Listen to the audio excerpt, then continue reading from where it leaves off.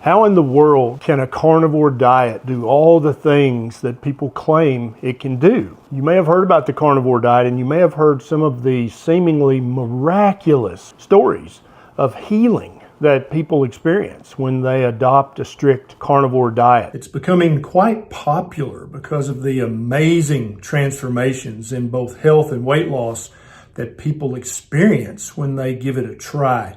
The carnivore diet is helping tens of thousands of people, if not more, lose fat that they never thought they could burn, reverse chronic medical conditions that they thought they were stuck with for life. Many people who've bought into the plant-based mythology, they think that protein is protein. A gram of plant protein is the exact same as a gram of animal protein, and that's just not the case. Some people notice some of the benefits of a carnivore diet almost immediately, within days. Other benefits take weeks, if not months, to materialize. Now, the carnivore diet is the ultimate low-carb diet. It is a subset of a ketogenic diet. Most people's ketogenic diet limits total carbohydrates to 20 total grams a day or under.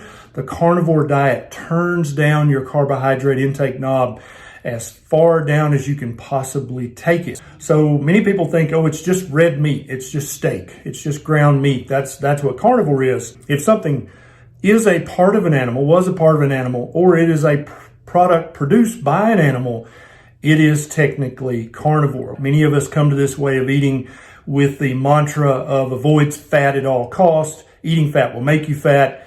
Those are just not true, but you may have that in your subconscious. So you may tend to unconsciously pick leaner cuts of meat for your carnivore diet. Not only is it absolutely unnecessary, it can be quite detrimental to your progress and to your success. When you do eat a carnivore meal, is to eat until you're comfortably stuffed. And for the first few days or weeks on carnivore, I want you to push this a little bit. I want you to actually try to eat more than you think that you should eat. There is no calorie counting. There is no portion control on a carnivore diet. There's really no macro counting on a carnivore diet. You are to eat as our ancestors did. When you're hungry, you sit down and you eat until you're comfortably stuffed.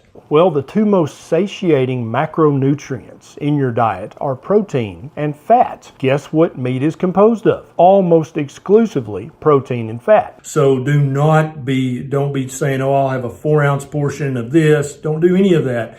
Eat until you're comfortably stuffed. And in the first week or two, try to push that a little bit so that you're maybe eating a little more. The hunger and satiety hormones like leptin and ghrelin and all the others are tweaked in just the right way so that when you eat until you're comfortably stuffed, a carnivore meal, then you stay full, you stay satisfied, you stay happy for many, many hours after that. So for many people who have food addiction, who are used to snacking constantly, eating multiple meals a day with snacks in between, this satiating aspect of a carnivore diet can really help them stop the snacking and in many cases stop eating 3, 4, 5, 6 times a day. When you're eating a carnivore diet, you're not burning carbohydrates as fuel. You're not burning sugar because you're not eating any. Now your liver can still produce some, which is perfectly normal and actually a good thing, but you're not getting the huge amount of sugar that most people get in their diet, so you are forced to burn fat as fuel.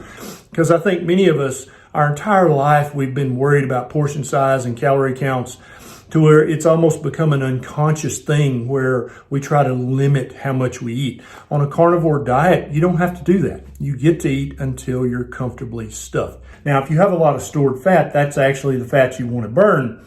But as you're starting carnivore and as you're transitioning, and then as you're doing weight maintenance after you've lost any excess fat that you may need to lose, you need to eat, I recommend a 2-to-1 ratio of fat to protein. I want you to eat anywhere from 1 time a day up to 3 times a day.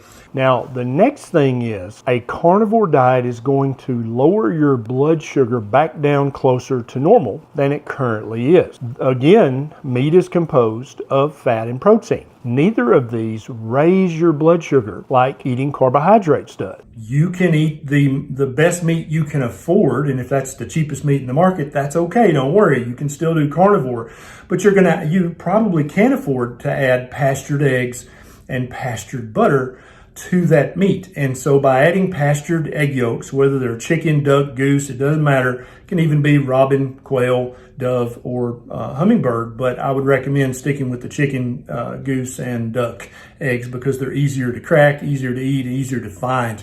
There won't be any snacking in between, and indeed there shouldn't be any snacking. If you're used to 3 meals a day with snacks right now, then just say, okay, I'm going to eat 3 carnivore meals a day, and I'm going to eat until I'm really stuffed, and there's going to be no snacking in between. Now, many carnivores find that as the weeks go on, they forget a meal, and so they'll convert to a 2 meals a day strategy, and that's totally fine if that's what happens to you. If you continue 3 meals a day, that's fine as well. Some carnivores will wind up just eating 1 very large meal a day because they're not hungry for the rest of the day. If that happens to you, that's fine, but that's definitely not a requirement. Now, the other piece of the puzzle when it comes to diabetes that's not on many people's radar and also not on many doctors' radar is insulin. So when you eat a high carbohydrate meal, if you have a normally functioning pancreas, it's going to excrete a ton of insulin to deal with the blood sugar that invariably comes from eating a high carbohydrate meal. There are multiple research studies that show that having chronically high insulin levels, hyperinsulinemia, is just as bad for you, if not worse, than having chronically elevated blood sugar, hyperglycemia. So many different diseases have been closely linked with hyperinsulinemia. Everything from acne to PCOS to hundreds of other conditions have been linked. And so if you're hyperinsulinemic, you're much more likely to develop and suffer from one of these many conditions. It takes 4 to 8 weeks of eating strict carnivore in order to really start to notice the awesome results that come from eating a carnivore diet.